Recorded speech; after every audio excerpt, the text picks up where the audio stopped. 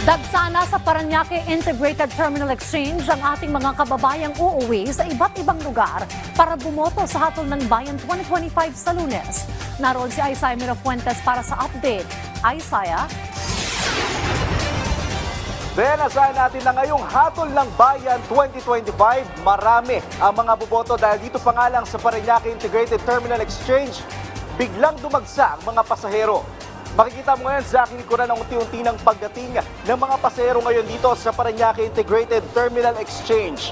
Umangat ng 10 to 15% ang bilang ng mga pasahero dito sa PITX. Ito ay dahil sa paparating na Hatol ng Bayan 2025. Marami sa ating mga kababayan na nakausap natin dito ay may kanya-kanyang manok na yung halalan at gusto raw nila itong manalo kaya gusto nilang makaboto.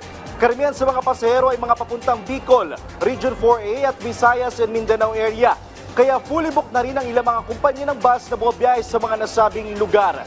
Pero ayon sa pamunuan ng PITX, huwag mag-alala dahil nagdagdag na sila ng mga bus para masigurong lahat ng pasahero ay makababiyahe. Simula noong May 5 hanggang sa sunod na araw matapos ang araw ng eleksyon, 1.2 milyong pasahero ang inaasahan ng PITX. Samantala sa mga pantalan naman ang bisitahin natin kanina ay hindi pa naman gaano karami ang tao. Karamihan sa mga sasakay doon ay mga magbabakasyon lang talaga ang pakay. Kaya nandito ako ngayon sa Parañaque Integrated Terminal Exchange at mahigpit niyang paalala ng kanilang pamunuan, ipinagbabawal pa rin nila ang pagdadala ng mga matutulis sa bagay, mga flammable materials.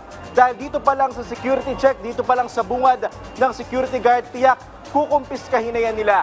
At nga as of sa 6 p.m., umabot na sa 151,031 ang bilang ng mga paserong pumasok dito sa terminal. At yan muna ang pinakahuling balita mula dito sa PITX. Balik muna sa iyo, Dayan. Maraming salamat, Isaiah Mirafuentes.